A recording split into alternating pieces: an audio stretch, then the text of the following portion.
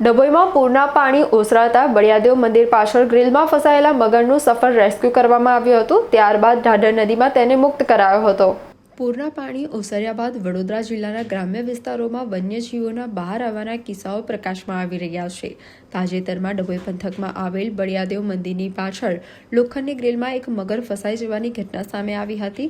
ઘટનાની જાણ થતાં સેવ વાઇલ્ડ લાઇફ ટ્રસ્ટની ટીમના સંદીપભાઈ તથા તેમની ટીમ અને વન્ય વિભાગના રેસ્ક્યુઅર નીતિન પટેલ, જિગ્નેશ પરમાર અને સાગર રાઠોડ તાત્કાલિક સ્થળ પર દોડી આવ્યા હતા।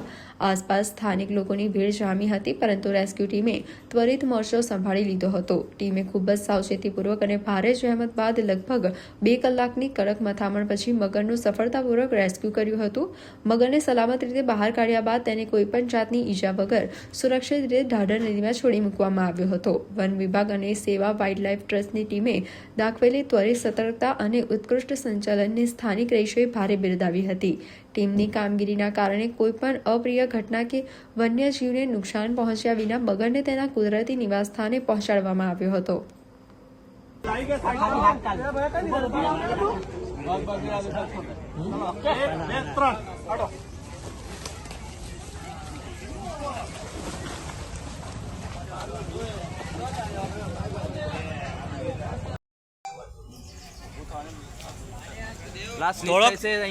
થોડું લઈ લેવાનો હતો। હા કે જીગાભાઈ,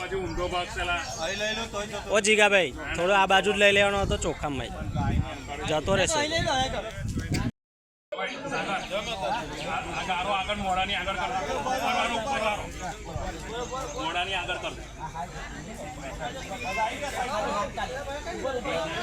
સંદીપભાઈ પર ના છે, ઉપર ના હે ના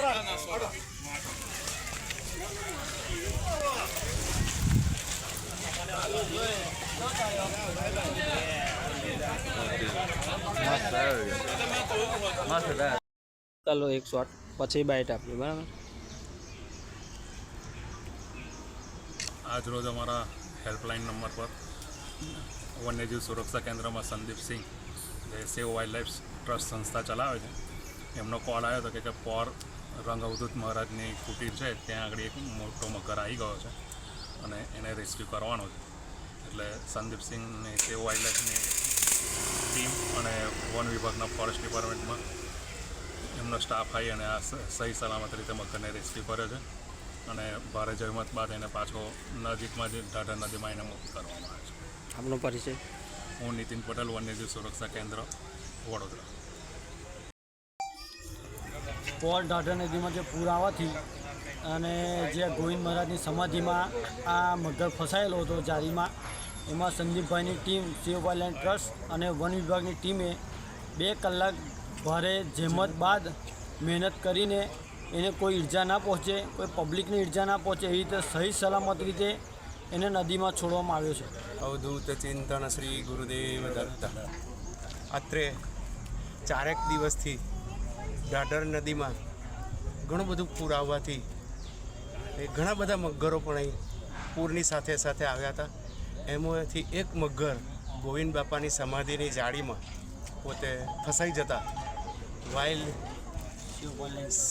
સેવ વાઇલ્ડ લાઇફ ટ્રસ્ટ તરફથી સંદીપભાઈ તથા એમની ટીમ દ્વારા અમારો ફોન કરવાથી તે પોતે આવી અને સહી સલામત રીતે મગરને સહેજ પણ નુકસાન ના થાય એ રીતે તથા પબ્લિકને પણ સહેજ પણ નુકસાન ના થાય એ રીતે એનું રેસ્ક્યુ કરી અને સરસ રીતે જીવતો જાગતો સહી સલામતની જ ઢાઢર નદીમાં છોડેલો છે।